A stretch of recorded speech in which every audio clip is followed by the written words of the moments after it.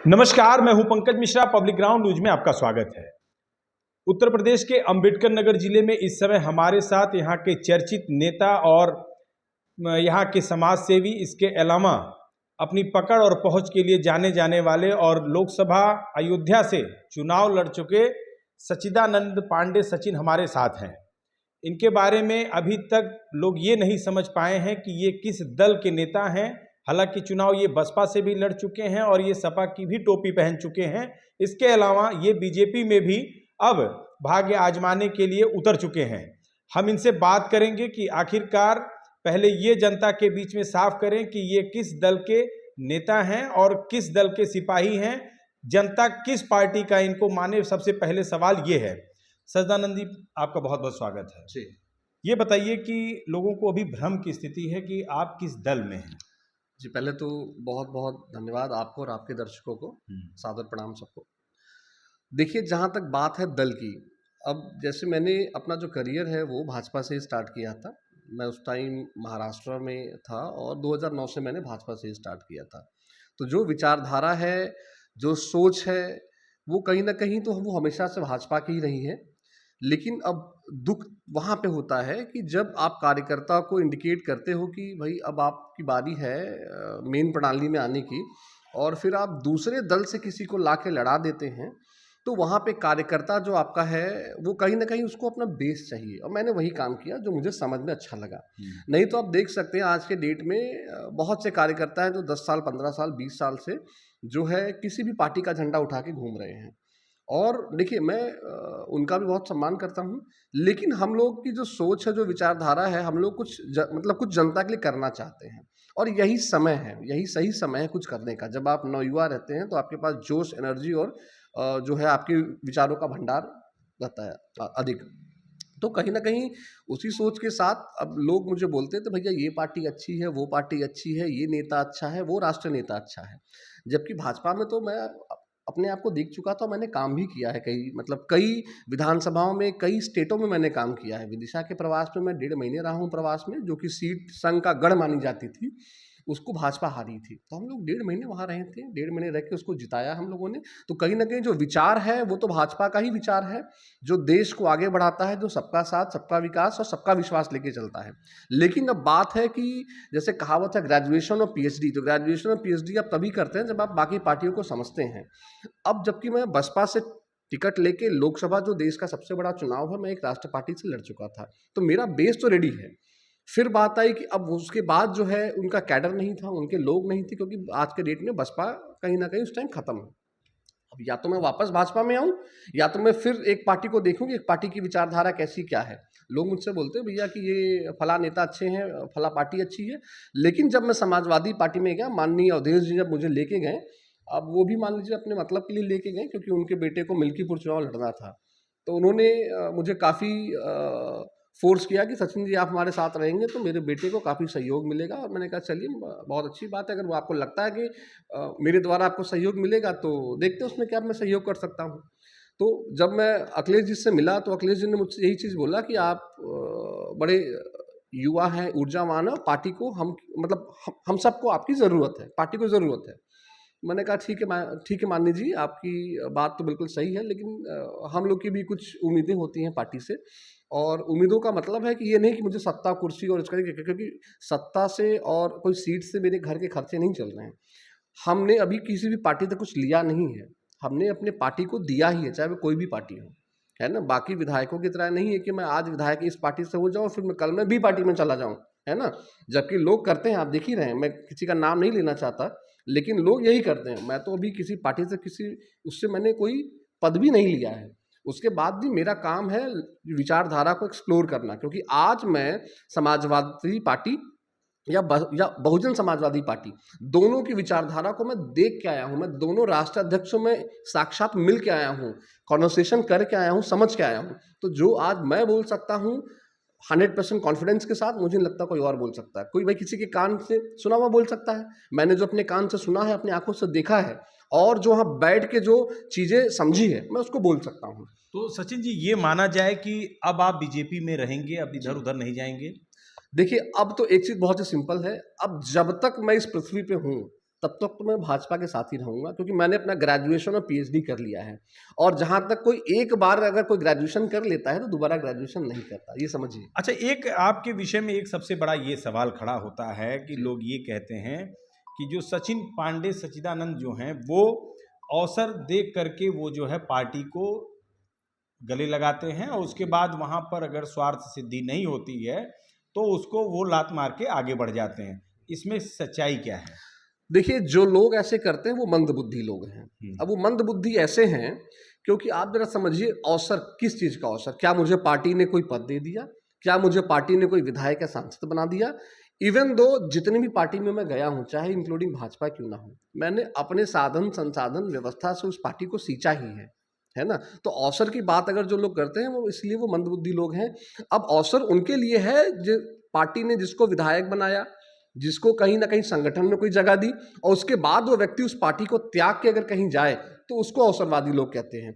अब उन व्यक्तियों को थोड़ा-सा स्टडी करना चाहिए, थोड़ी पढ़ाई-लिखाई में थोड़ी अपनी जो है विचारधारा को थोड़ी और सुदृढ़ करना चाहिए, क्योंकि आप किसी को इस प्रकार से अवसरवादी नहीं बोल सकते जब जहाँ उसको कोई अवसर ना मिला। मुझे तो कोई अवसर किसी पार्टी ने नहीं दिया, मैं अपने साधन, संसाधन, व्यवस्था से पार्टी को सींचता रहा हूँ और सींचूँगा ही। कुछ दिन पहले आपकी एक फोटो और एक वीडियो आया था कि आप साइकिल यात्रा समाजवादी पार्टी की जो चल रही थी जी। उसमें आप राम रचल राजभर जी के साथ जो है नजर आए थे। जी। फिर एकाएक आप फिर भारतीय जनता पार्टी के सिंबल पे आ गए। जी। तो वो क्या था? वो भी क्या विचारधारा से जो है आप समाजवादी पार्टी की जो विचारधारा है जी। उससे आप प्रेरित हो गए थे या उसके इसमें कोई और कारण था या चुनाव जो था कटहरी विधानसभा का उपचुनाव होना था जी। उसको लेकर के आप गए थे?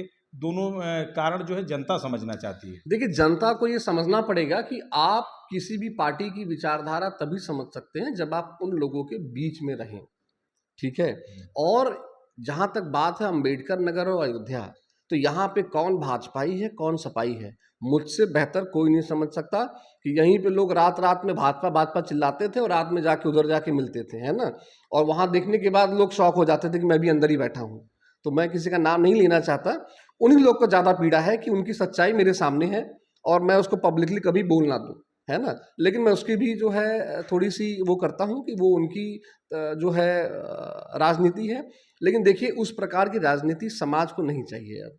लेकिन समाज लेकिन सचिन जी, एक सबसे बड़ा सवाल ये है कि जब आप समाजवादी पार्टी जो आप कर रहे हैं ये बहुत बड़ा हालांकि खुलासा है जी। और भारतीय जनता पार्टी के लिए भी एक बहुत बड़ा ये समझ लीजिए ऐसा फॉर्मूला है कि जो उसके काम आ सकता है जी। और ऐसे लोग एक्सपोज हो सकते हैं जो भारतीय जनता जी। पार्टी में रह करके समाजवादी पार्टी के लोगों को सपोर्ट कर रहे थे। जी। ये एक आपके पास जो भी आपके पास सबूत हैं या क्लू जी। हैं वो एक बहुत भारतीय जनता पार्टी के लिए आने वाले 27 और 29 के लिए बहुत कारगर हो सकता जी, है। बिल्कुल। लेकिन सच्चिदानंद पांडे क्या ऐसे लोगों को भारतीय जनता पार्टी में रह करके भारतीय जनता पार्टी में इस तरीके का जो नैरेटिव वो लोग सेट करते हैं, काम रहते पार्टी में है, भारतीय जनता पार्टी में है और काम करते हैं सपा के लिए, ऐसे लोगों को या ऐसे लोगों को क्या रहना चाहिए या उनके लिए सच्चिदानंद पांडे ने क्या सोच रखा है कि कहीं वो लोग फिर से जो है इन सीटों को हराने के लिए समाजवादी पार्टी को फिर से ना सपोर्ट कर दें? जी। तो सच्चिदानंद पांडे ऐसे लोगों को एक्सपोज कब करेंगे? देखिए, जहाँ तक बात है एक्सपोज़ करने की, अब मेरा दायित्व सिर्फ़ एक चीज़ बनता है, पार्टी को मजबूत करना। पार्टी को मजबूत करने के रास्ते में अगर कोई भी आता है, तो निश्चित है उसके दुर्दिन स्टार्ट हैं। और जहाँ तक बात है लोगों की, तो आप पत्रकार हैं, आप लोग जो है चौथे स्तंभ हैं, आप तो देख ही रहे हैं ज़िले में जो आज भाजपा का कार्यकर्ता है, वो करंट विधायकों से घिरा हुआ है। आज के डेट में काम भी उन्हीं का लोग करवाते हैं। मैं किसी का नाम नहीं लेना चाहता, आप लोग समझदार हैं और जो लोग करते हैं वो इस चीज़ को समझ चुके होंगे ये वीडियो देखने के बाद, ये इंटरव्यू देखने के बाद। तो कहीं न कहीं एक ही चीज़ मैं बोलना चाहूँगा कि अगर पार्टी में इस प्रकार का कोई भी पदाधिकारी है, जो पद पे है और इस प्रकार की कोई भी अगर हरकतें करता है तो उसके खिलाफ एक्शन होना चाहिए।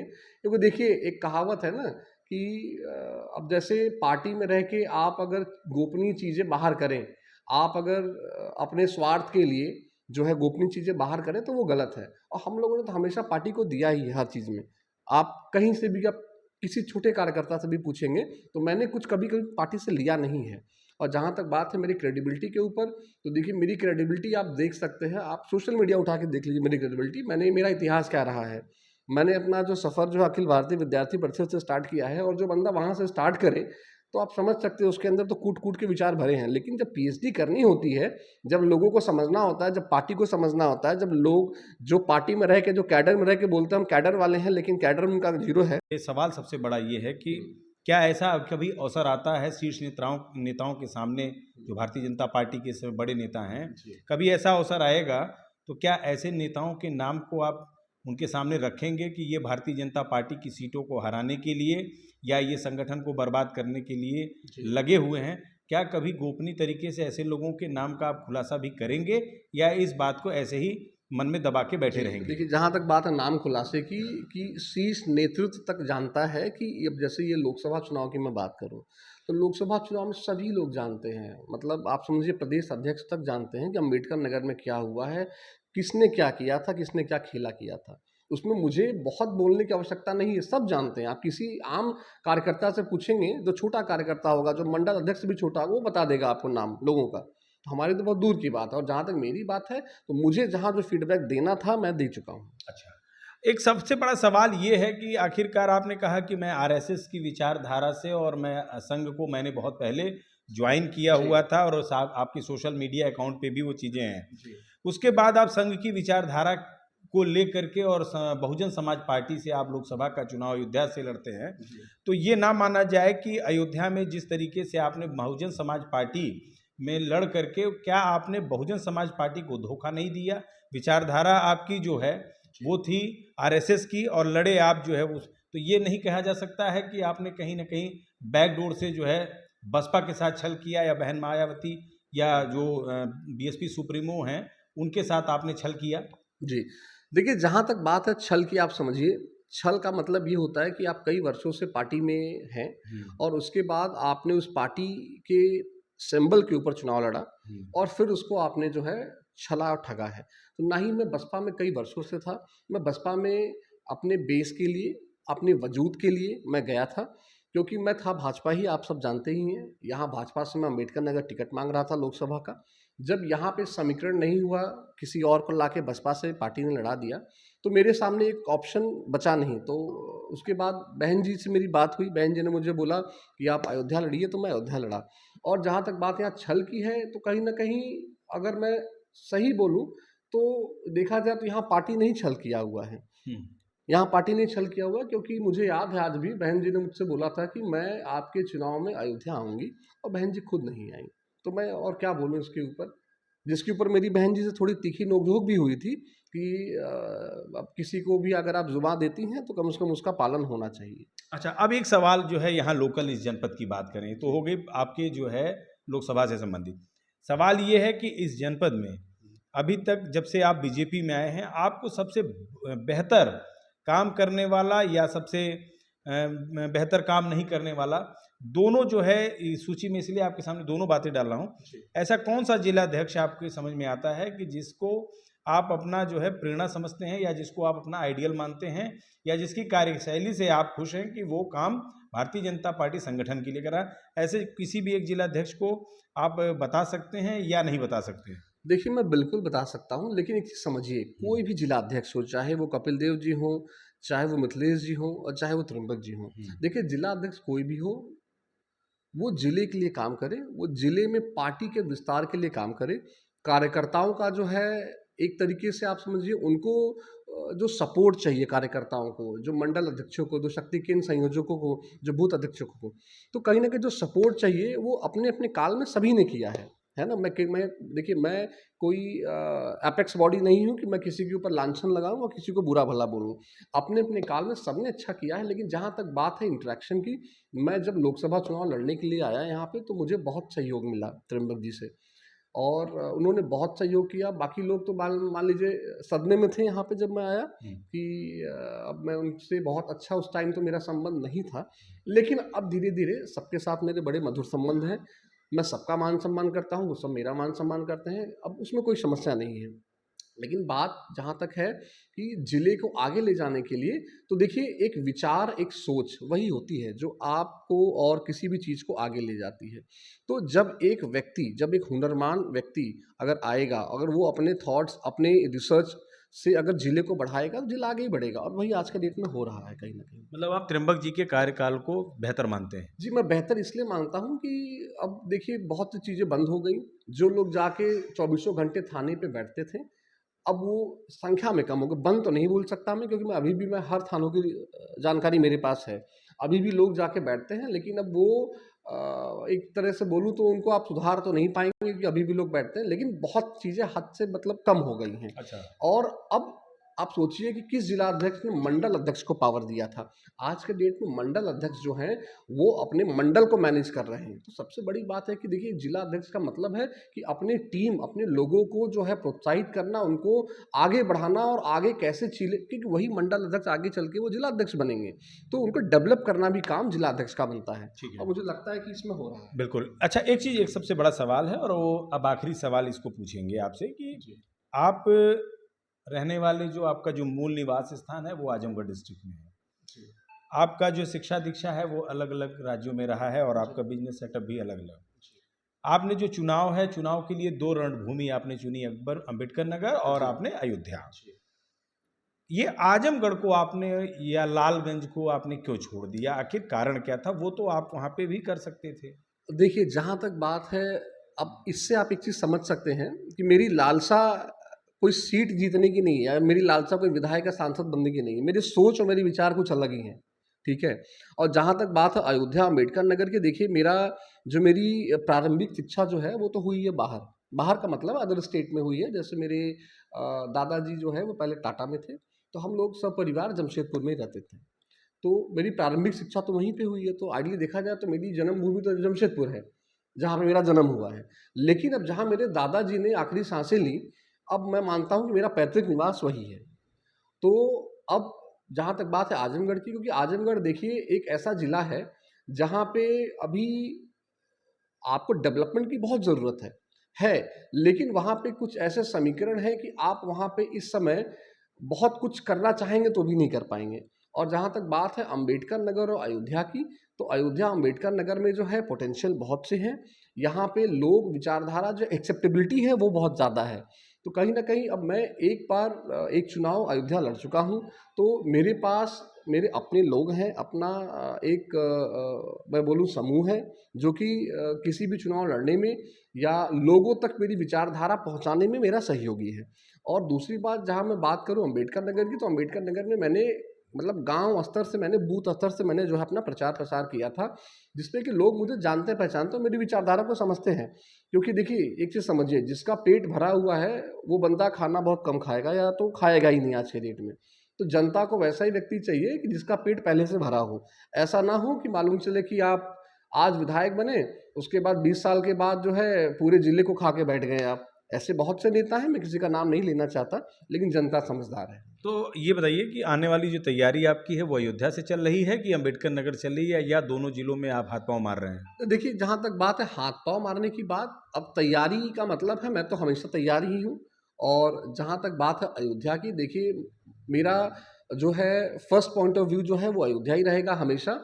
क्योंकि मुझे प्रभु श्री राम ने, मैंने तो कभी सोचा भी नहीं था कि मुझे अयोध्या ऐसी जो है धरती पे मुझे देश का सबसे बड़ा चुनाव लड़ने का अवसर मिलेगा। मैंने कभी नहीं सोचा था, ना भूतो ना भविष्यति, लेकिन अब जो वहाँ पे प्रभु श्री राम ने अगर मौका दिया है, तो मैं कोशिश करूँगा कि उन्हीं की छत्र छाया में जो है मैं अपने करियर को आगे बढ़ाऊँ। बाकी जो होगा वो देखा जाएगा, बाकी सब प्रभु श्री राम की मर्ज़ी है। ठीक। तो ये थे सच्चिदानंद पांडे जी, जिनका साफ तौर पर ये कहना था कि ये अयोध्या के लिए तैयारी कर रहे हैं, लेकिन जो इनकी जो ज़मीन है, जो अम्बेडकर नगर को इन्होंने एक अपना ग्राउंड बना रखा है, यहाँ से ही वो अयोध्या की तैयारी कर रहे हैं। इसके अलावा इन्होंने बहुत से सवालों का जवाब दिया है। साथ ही जो भारतीय जनता पार्टी में रह करके समाजवादी पार्टी के सपोर्टर हैं ऐसे लोगों को भी इन्होंने, हालांकि नाम नहीं लिया है, लेकिन एक्सपोज करने के लिए इन्होंने जिसे कहना है, या जिसे संगठन के उच्च अधिकारियों से बताना था या उच्च नेताओं से, इनका कहना ये कि बता चुके हैं। अब आने वाला समय इनको टिकट मिलेगा या नहीं, ये आने वाली समय की बात है। लेकिन